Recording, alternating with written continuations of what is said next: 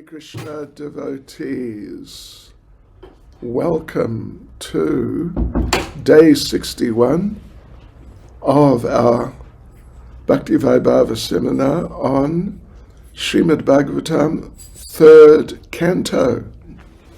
First of all, with our prayers. Nama Om Vishnupadaya Krishna Prestaya Bhutale Shrimati Bhakti Vedanta Swaminiti Namane Namaste Saraswati Deve Gauravani Pracharne Nirvishesh Shunyavadi Pastyachade Chatarne Sri Krishna Chaitanya Pramanityananda Sri Advaita Gadadha Shivasadi Gaura Bhaktivinoda Hare Krishna Krishna Krishna Hare Hare Hare Rama Rama Rama Hare Hare Vanchakapatarubhyascha Kripa Sindhubhya Eva Cha Patitanam Pavanebhyo Vaishnavebhyo Namo Namaha. Srila Prabhupada Ki Jai. Okay, and we are beginning today chapter 22 of the third canto, which is titled The Marriage of Kardama Muni and Devahuti. Right, okay, so here there are 39 verses in 5 sections, and the sections are as follows.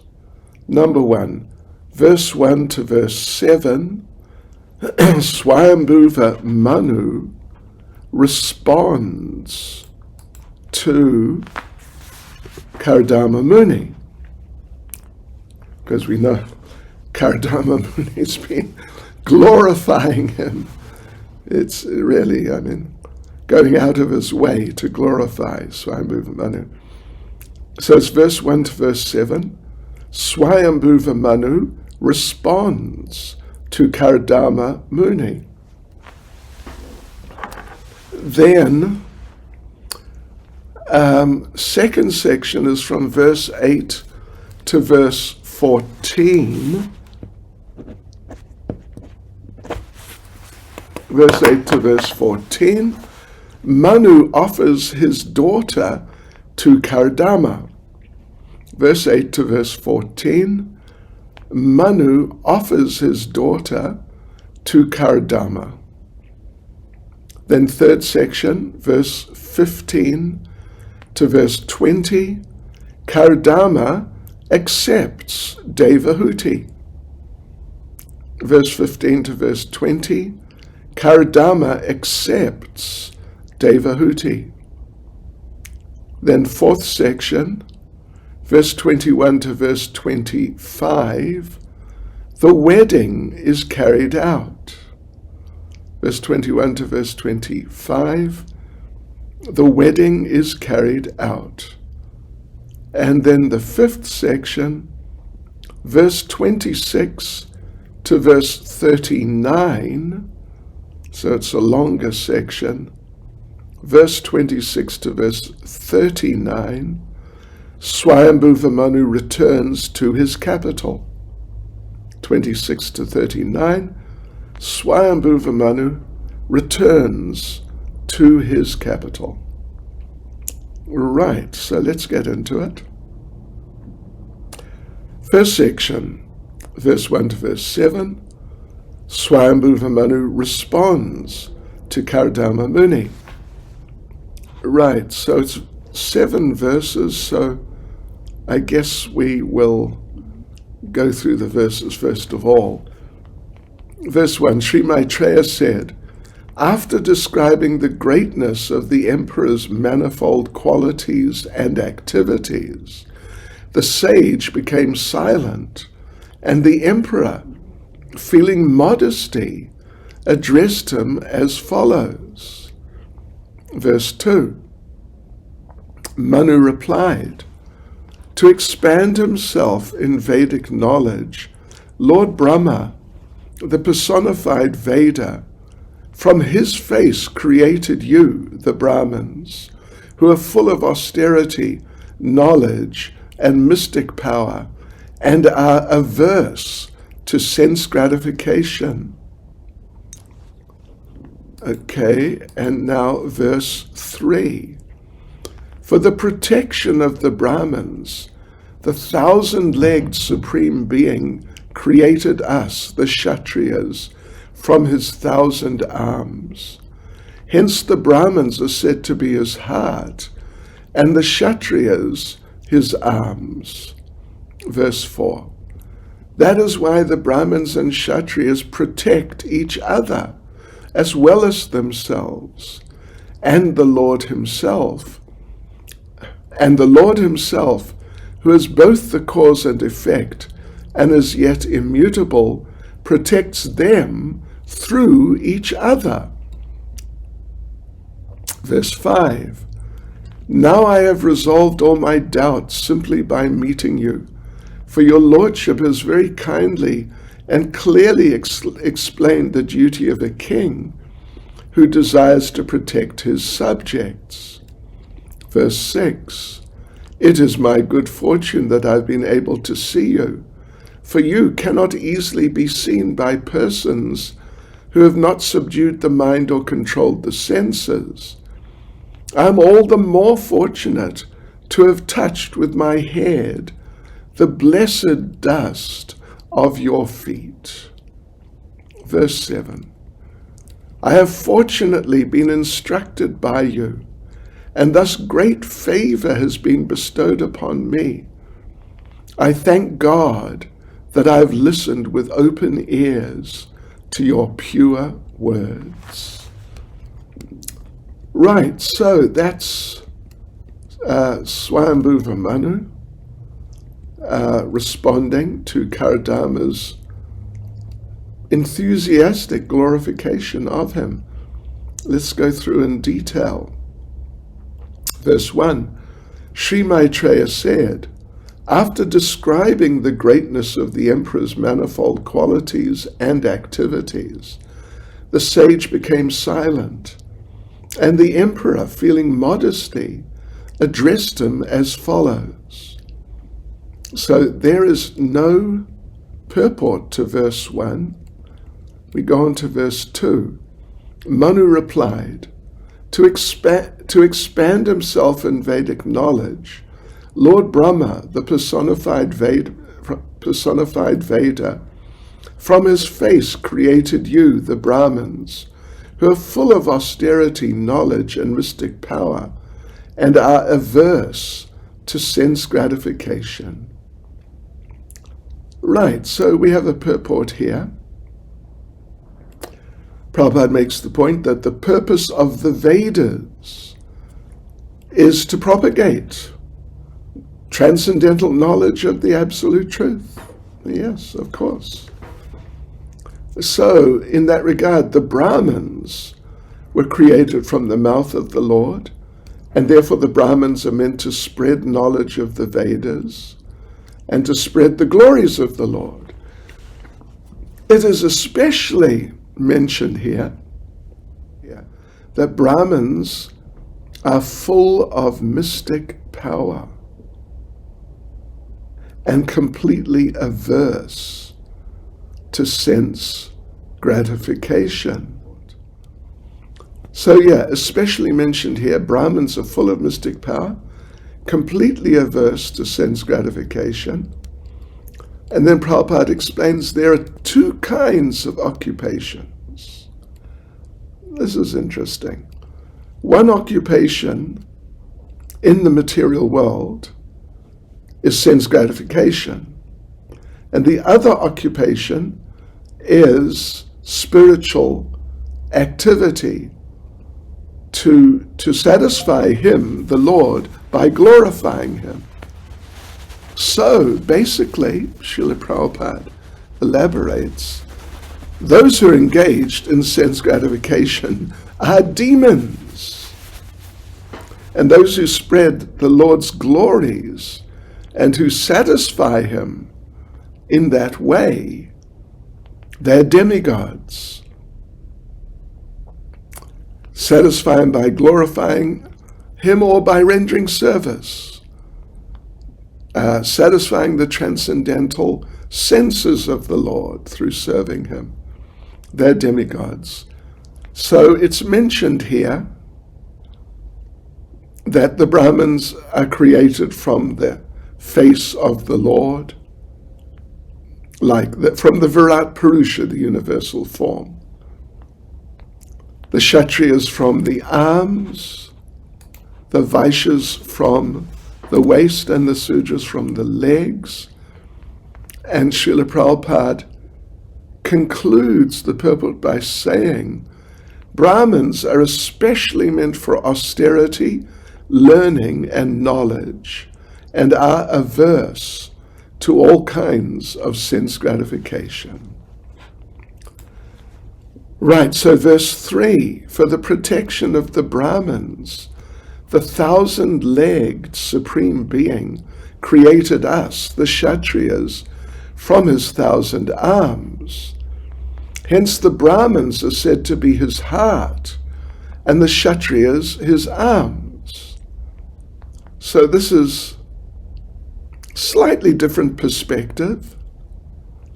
The Brahmins are the heart. Yeah, so anyway, this is not contradiction. It's quite appropriate. I mean, it all fits in nicely. No problem. Right. So anyway, the Kshatriyas, if we look at the purport, the Kshatriyas are meant to protect the Brahmins. And in this way, the head of society, civilization, is protected. The Brahmins are the head, that we already just read, and actually we've read on numerous occasions. The Brahmins are the head of the social body. And if the head is clear, Prabhupada says, if the head is clear and has not gone mad, then everything is in proper position. Unfortunately, nowadays, the so-called Brahmins, it's a sad situation. So-called Brahmins, at least the traditional ones, they're mad. And if they're not mad, they just don't know enough to perform their service properly at all. So anyway, the Lord is described in the famous prayer, Namo Brahmanya Devaya Go Brahmana Hitaya Cha. And the purport of this prayer is that he specifically protects the Brahmins and cows. Then he protects others. So Srila Prabhupada says, it is his will that universal welfare work depends on the protection of cows and Brahmins. Thus, Brahminical culture and cow protection are the basic principles for human civilization. Then Srila Prabhupada does address this point of the Brahmins also being the heart of the social body. As in a body, the heart is very important. So the Brahmins are very important in the social body. Prabhupada concludes the purport by saying, the Kshatriyas are more like the whole body. That's interesting. The Kshatriyas are more like the whole body. Even though the whole body is bigger than the heart is more important. Yeah, well, if there's no heart, then everything's finished. Just like if there's no head, the body's finished, just finished. Yeah, so they fit together like that. All right, so on to verse 4. That is why the Brahmins and Kshatriyas protect each other as well as themselves, and the Lord himself, who is both the cause and effect and yet is immutable, protects them through each other. So there's a fairly extensive purport here. Prabhupada talks about Varnashram, as he has done on numerous occasions. Varnashram is a cooperative system for the upliftment of all for spiritual realization. That's what it's for.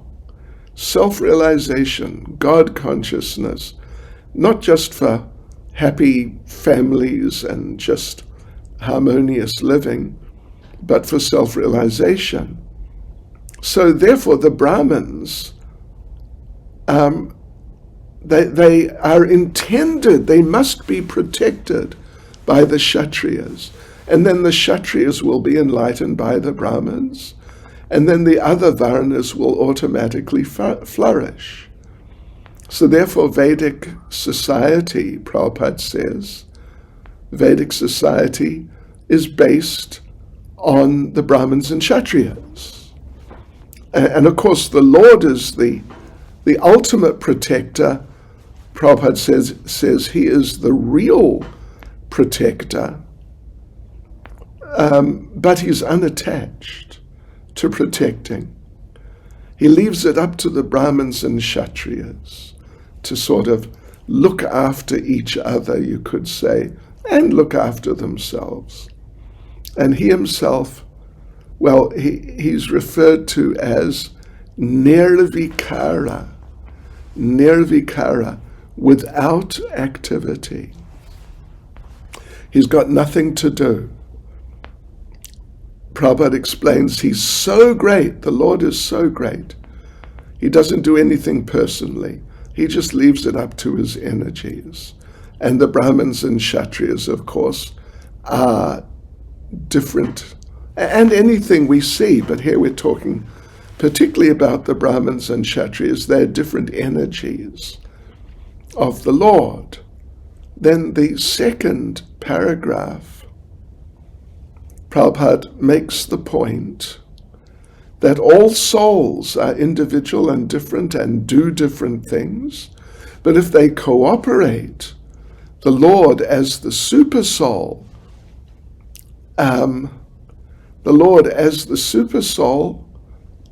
gives protection.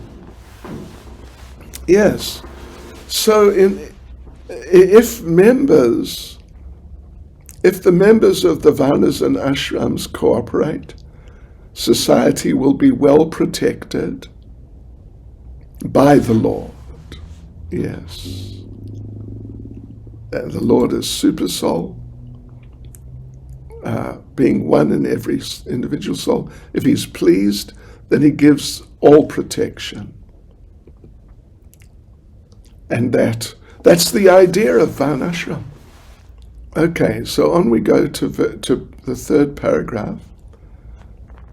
Prabhupada refers to Bhagavad Gita, that the Lord is the proprietor of all the different bodies everywhere, but the soul is the proprietor of his particular individual body. So, but the Lord says that you must know I am Kshetriga, the knower or proprietor of the body.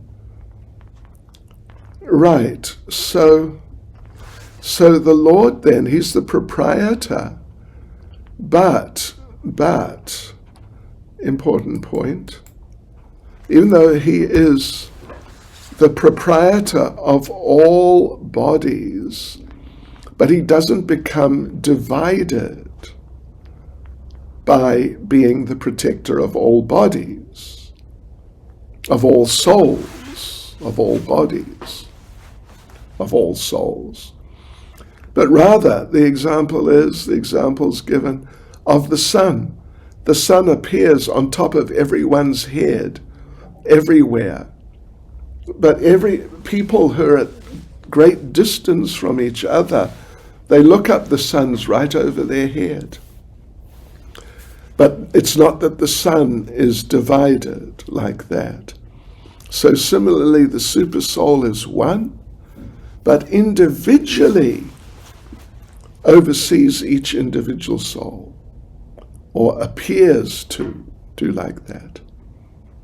So That doesn't mean that the individual soul and the super soul are one. They're one in quality, but they're different as the individual soul and the super soul. Right, so on we go into verse 5. Now I have resolved all my doubts simply by meeting you, says Swayambhuva Manu.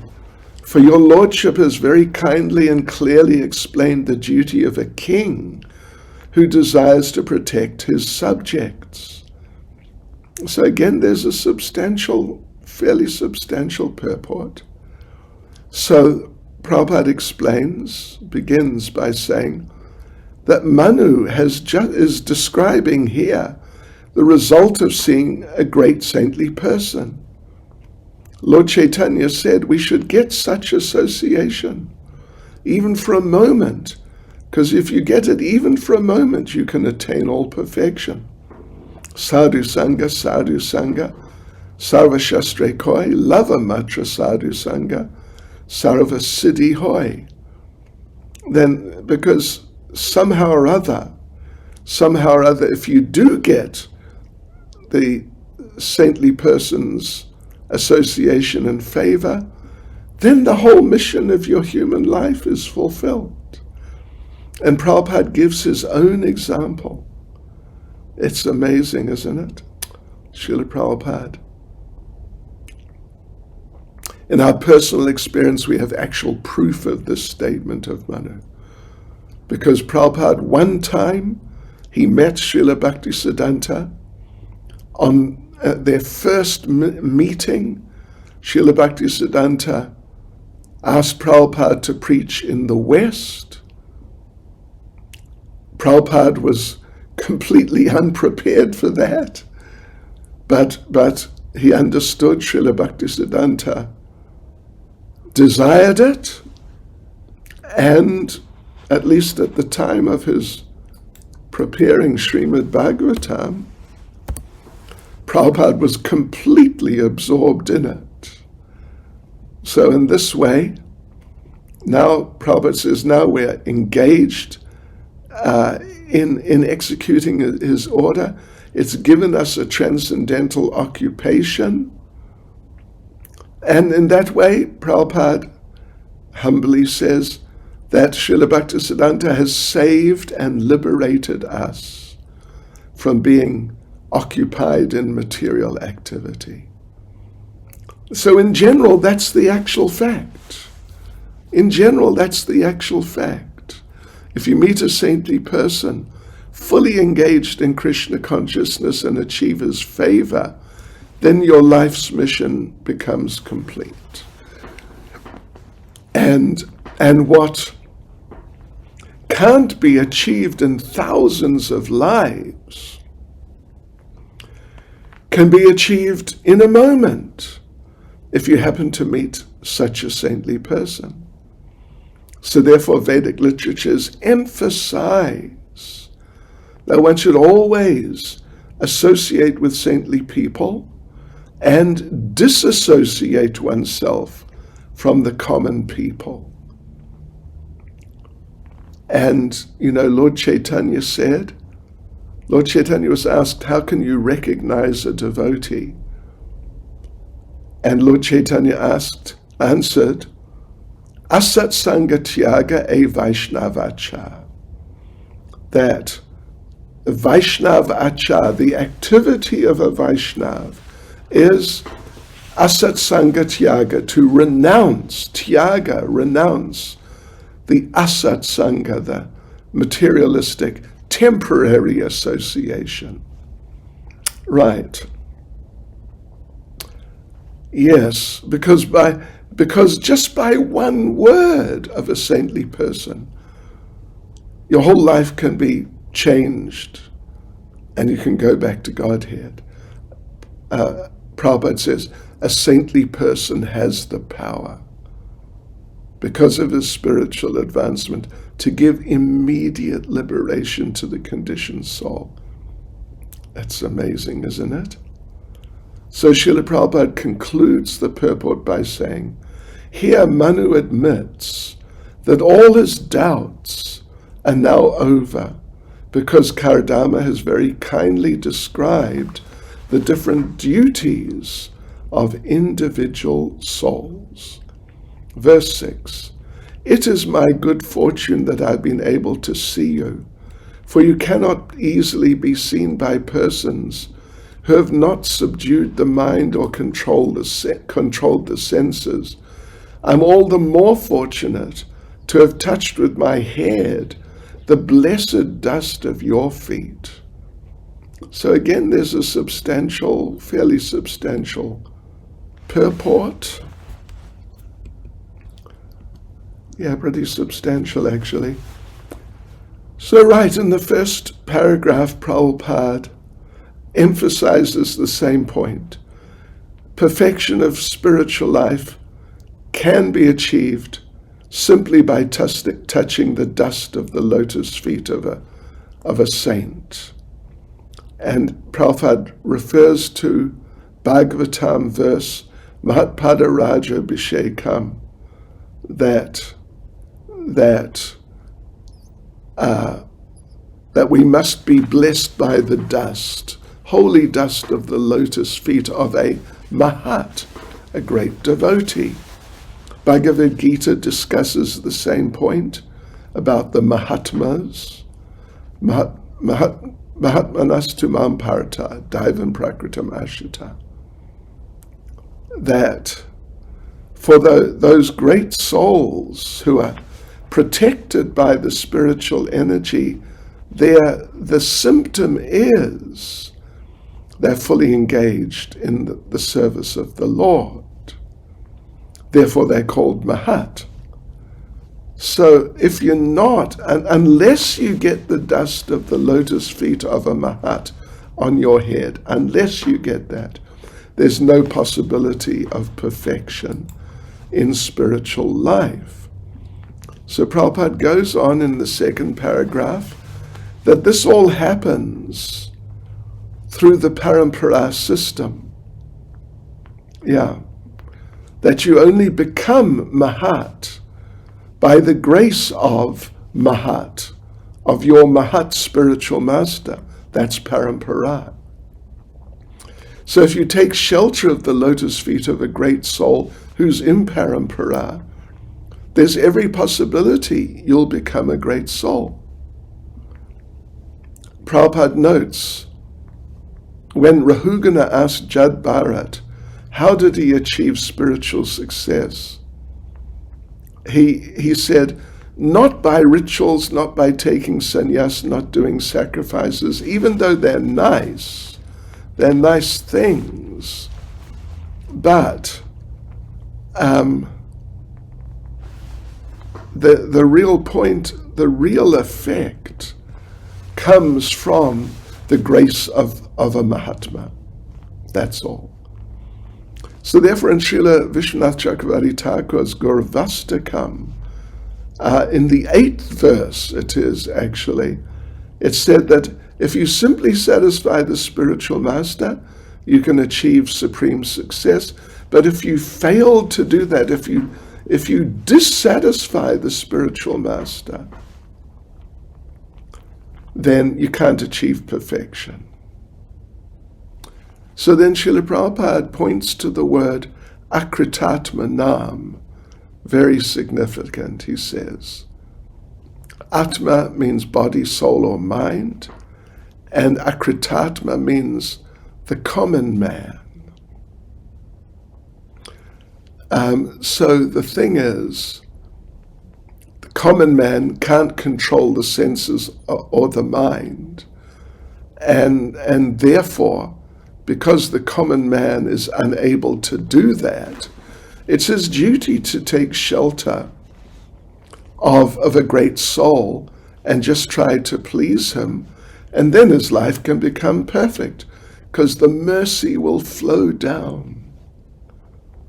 It takes mercy to control the senses and the mind and be absorbed spiritually. It takes mercy. And that mercy flows through the devotees, through parampara. So therefore a common man cannot rise to the topmost stage by rituals and things like that, but must take shelter of the spiritual master and work under his direction. Then he becomes perfect without a doubt. All right, so on to verse 7. I have fortunately been instructed by you, and this is Swayambhuva Manu again, of course. I've fortunately been instructed by you, and thus great favor has been bestowed upon me. I thank God that I've listened with open ears to your pure words. So here's another major purport. I mean, not massive, but it's really quite a big purport.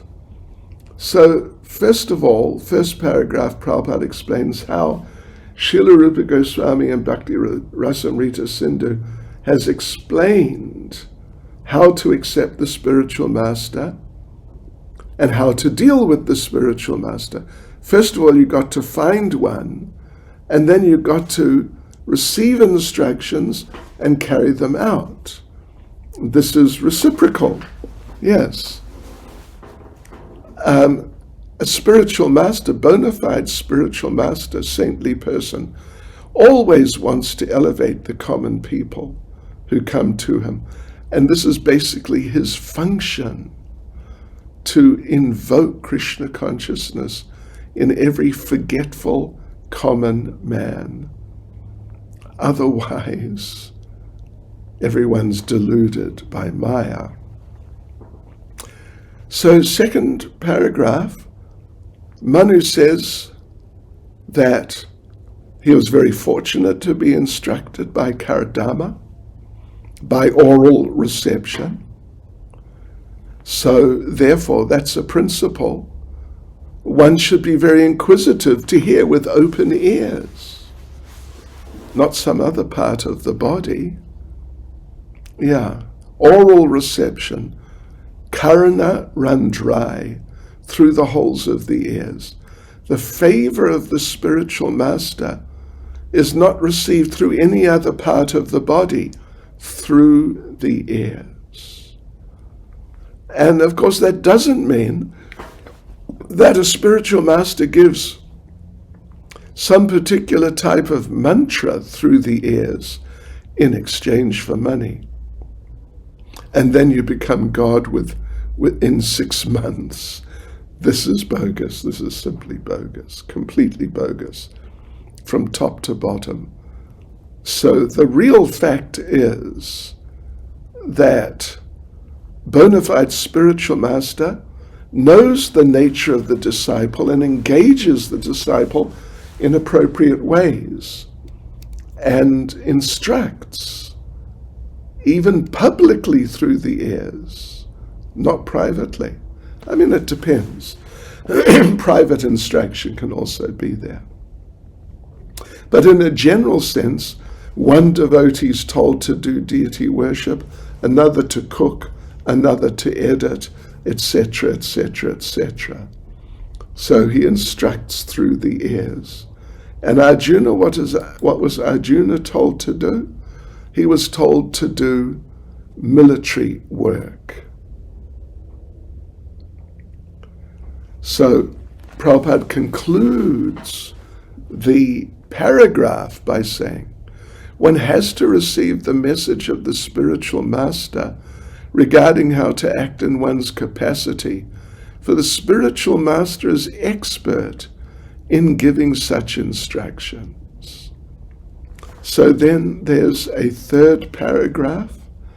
Prabhupada begins by saying this combination, the instruction of the spiritual master and the faithful execution of the instruction by the disciple, makes the entire process perfect.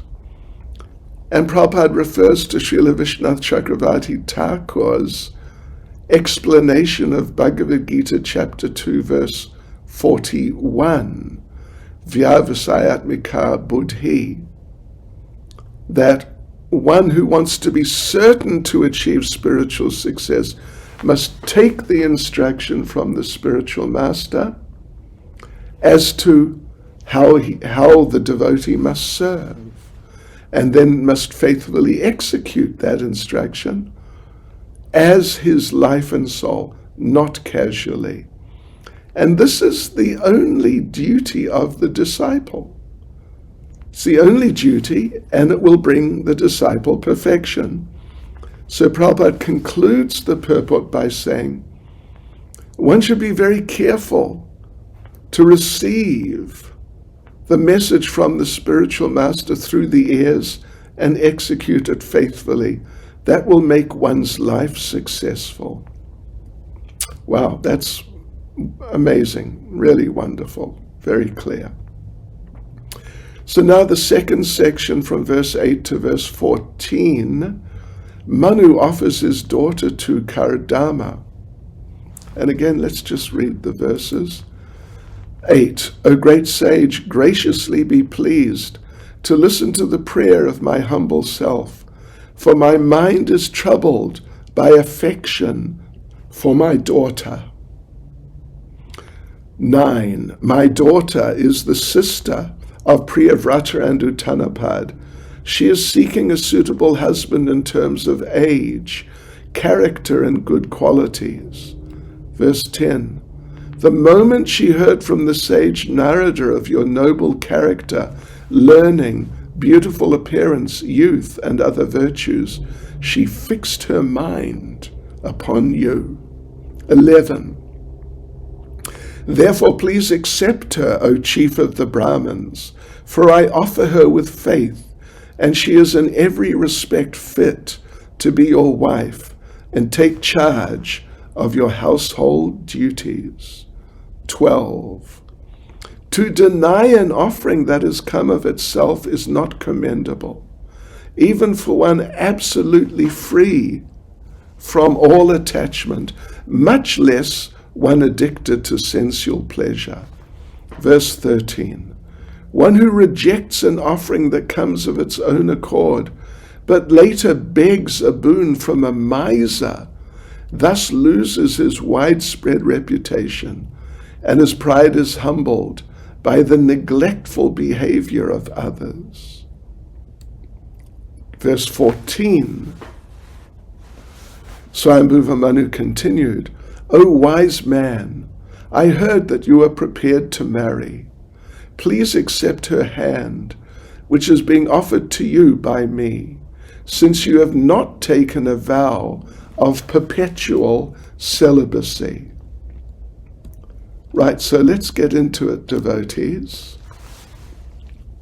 Verse 8, O great sage, graciously be pleased to listen to the prayer of my humble self, for my mind is troubled by affection for my daughter.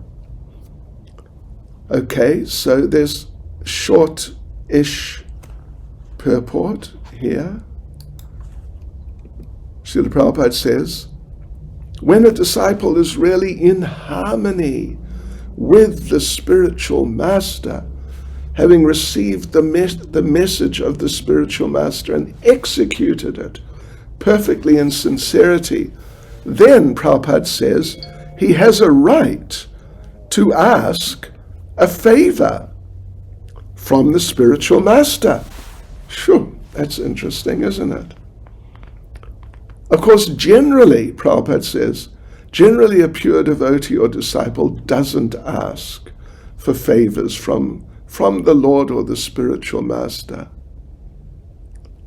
But even if one does, it can only be done, you can only ask after you've satisfied the spiritual master or the Lord fully. Prabhupada concludes the purport by saying, Swayambhuva Manu wanted to disclose his mind regarding the function he wanted to execute due to affection for his daughter. Verse 9, my daughter is the sister of Priyavrata and Uttanapad. She is seeking a suitable husband in terms of age, character, and good qualities. So, well, Prabhupada makes the point that it's a fact that Devahuti was like that. She had good character, she was qualified. Yes, so she's very suitable. And Manu mentioned Devahuti's brothers, who are his sons, to show that she's from a very good family, very good people. So therefore, Manu is saying that she's just suitable for Karadama's purpose. And it's an important point that it's clear here from the description that although Devahuti was mature in age, she didn't go out to find a husband independently. What she did was she expressed her desire, and her father took charge of finding a husband. So, okay, verse 10. The moment so this is Swayambhuva Manu. The moment she heard from the sage Narada of your noble character, learning, beautiful appearance, youth, and other virtues, she fixed her mind upon you. So Prabhupada explains that Devahuti had not seen Karadama. There had been no interaction between them, so she didn't have personal experience of how he was, but she heard from the authority of Narada.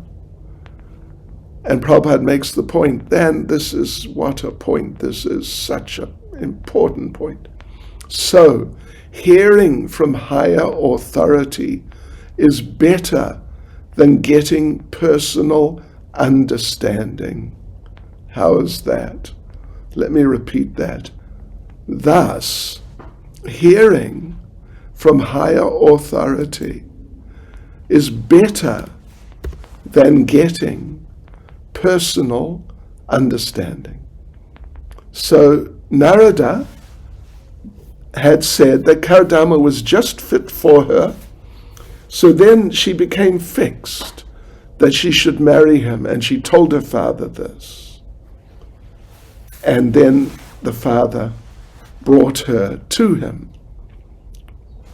Verse 11. So again, Swayambhuva Manu.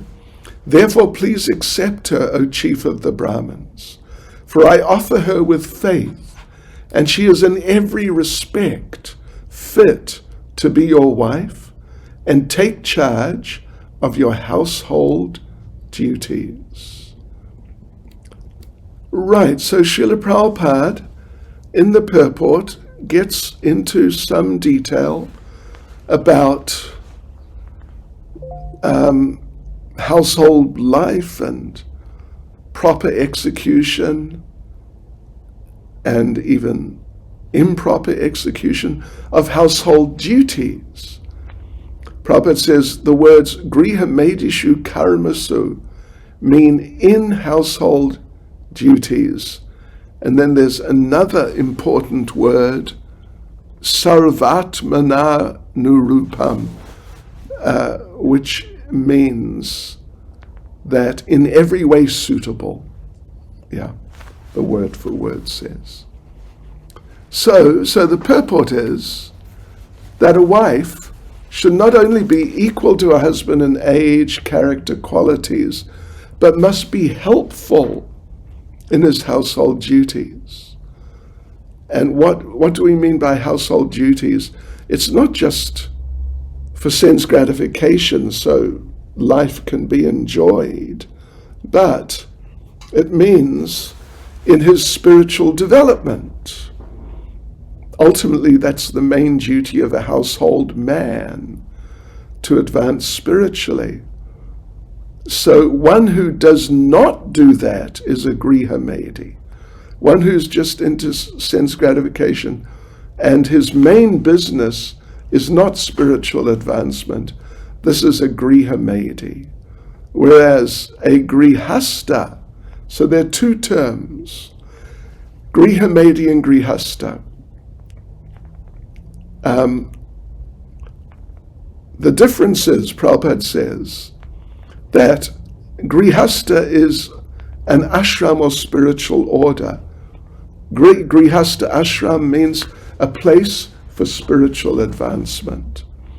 But grihamedi means that one who accepts a wife just to enjoy life, to satisfy his senses.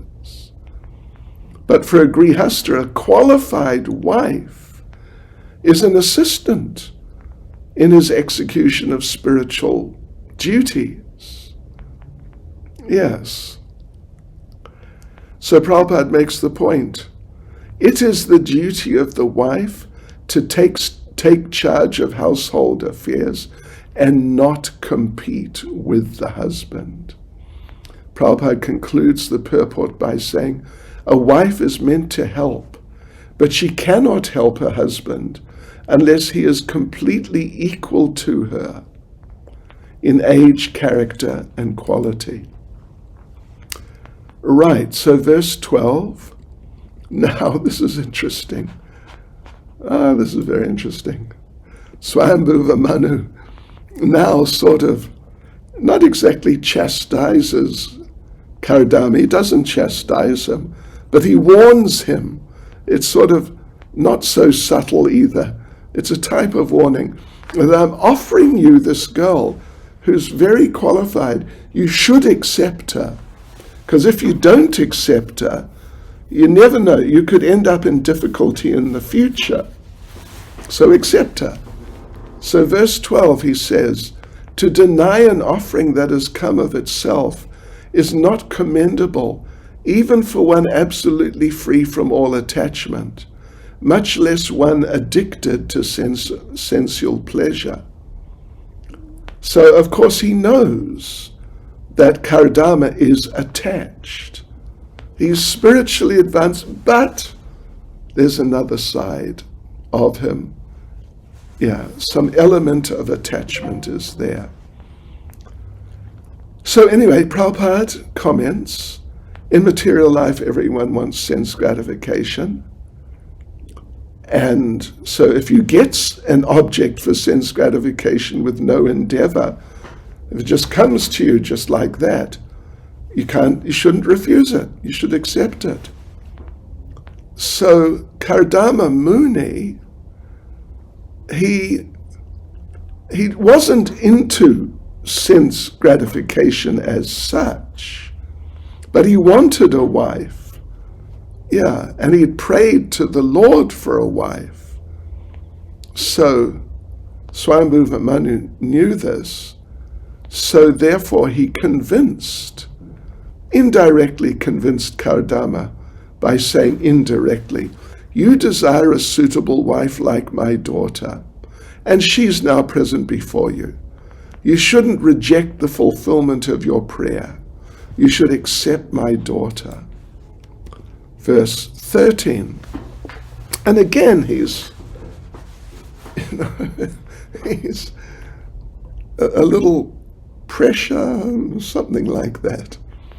One who rejects an offering that comes of its own accord, but later begs a boon from a miser, thus loses his widespread reputation, and his pride is humbled by the neglectful behavior of others. So, yeah. Anyway, Prabhupada explains that the general procedure in Vedic marriage is the father goes and offers his daughter to the boy. That's respectable. Not that the boy or the boy's father goes to the girl or the girl's father and asks for her. This is not respectable. So Swayambhuva Manu wants to convince Kardama that, I know you want to marry a suitable girl. I'm offering you just the right wife, suitable. You prayed for that. So therefore don't reject the offer because you need a wife. And if you don't accept my offer, in the future you're going to have to beg someone. You may have to go and beg someone, could I have your daughter, please?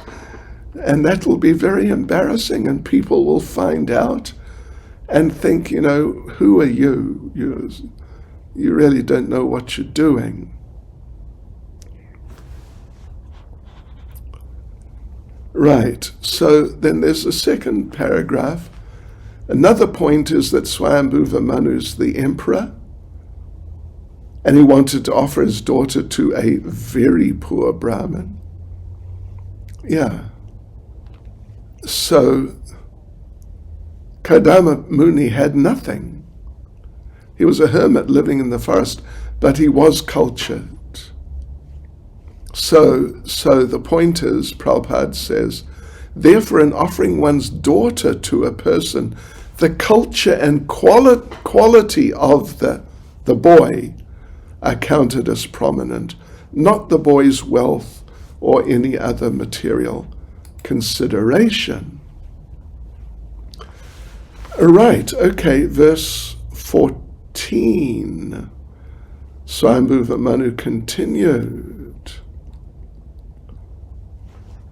Yeah, and he's sort of, it's not so much pressure actually, but he's trying to influence him. Swayambhuva Manu continued, O wise man, I heard that you are prepared to marry. Please accept her hand, which is being offered to you by me, since you have not taken a vow of perpetual celibacy.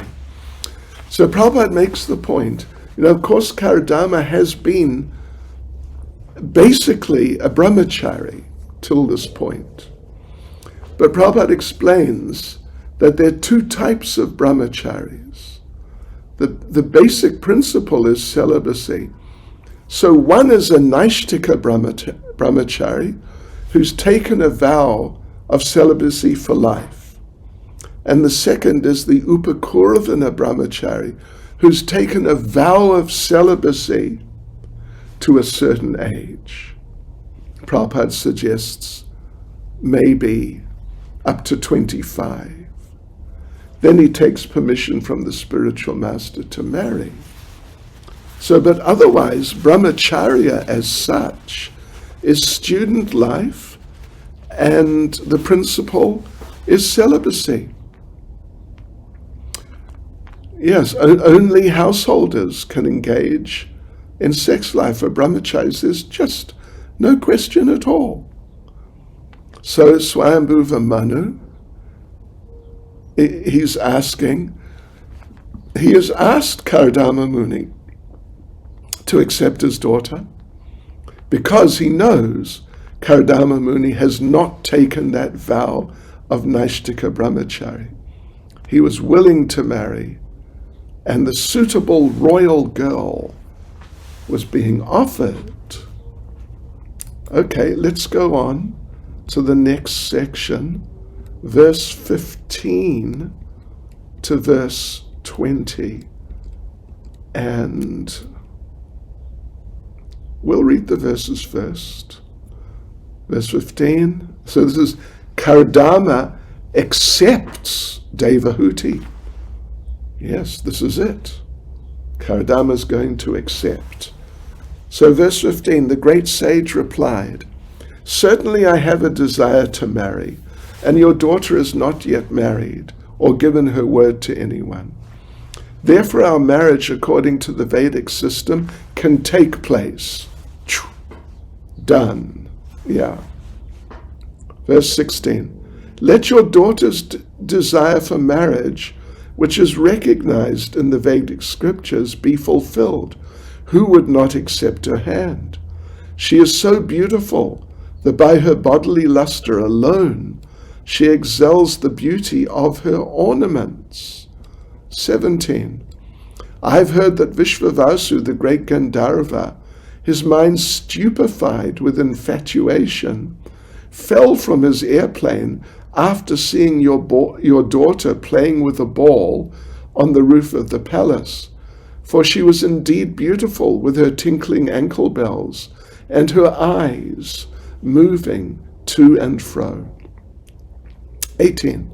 What wise man would not welcome her, the very ornament of womanhood, the beloved daughter of Swayambhuva Manu and sister of Uttanapad? Those who have not worshipped the gracious feet of the goddess of fortune cannot even perceive her, yet she has come of her own accord to seek my hand. 19. Therefore I shall accept this chaste girl as my wife, on the condition, now this is important, devotees, you've got to get this. So I'll accept her on the condition that after she bears semen from my body, I shall accept the life of devotional service accepted by the most perfect human beings. That process was described by Lord Vishnu. It is free from envy. Verse 20. The highest authority for me is the unlimited Supreme Personality of Godhead, from whom this wonderful creation emanates, and in whom its sustenance and dissolution rest. He is the origin of all Prajapatis, the personalities meant to produce living entities in this world. All right, so here we go. Verse 15. So this is now Kardama accepts Devahuti on one condition, must be carefully noted. Verse 15. The great sage replied, certainly I have a desire to marry, and your daughter is not yet married or given her word to anyone. Therefore our marriage, according to the Vedic system, can take place. So, right, it's interesting, it's a bit complicated. Prabhupada makes the point that for Kardama Muni, there are many considerations before accepting the daughter of Swayambhuva Manu. Most important is that Devahuti had fixed her mind on him. She was not caught between different men and considering maybe this one, well, would that one be better? Not at all. Srila Prabhupada makes such an important point here. That is a great, she did not choose to have any other man as her husband. She had fixed her mind on him. That was it. Prabhupada says that is a great consideration, because female psychology dictates that when a woman offers her heart to a man for the first time, it is very difficult for her to take it back. Also, she had not married before. She was a virgin girl. So all these considerations convinced Kardama to accept her, to marry her. And therefore he said, yes, I'll accept your daughter under religious regulations of marriage. So Prabhupada then explains there are different kinds of marriage. There are different kinds of marriage. Oh gosh. Yeah. The best one is first-class marriage is the father of the girl approaches, invites the suitable bridegroom, and then gives her in charity, well-dressed, well-decorated with ornaments, along with a dowry according to the means of the father. But there are actually other types. Prabhupada mentioned other types of marriages. Prabhupada mentions Gandharva marriage and marriage by love. They're also accepted as marriage.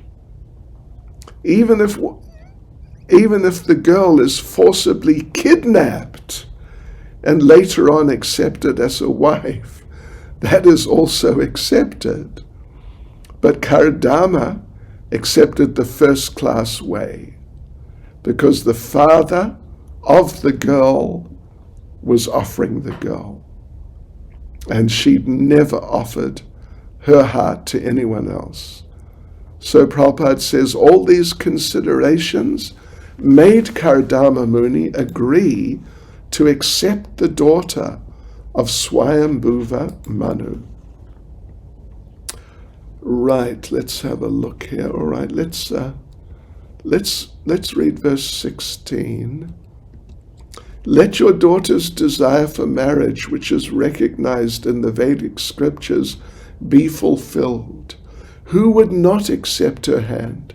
She is so beautiful that by her bodily luster alone she excels the beauty of her ornaments.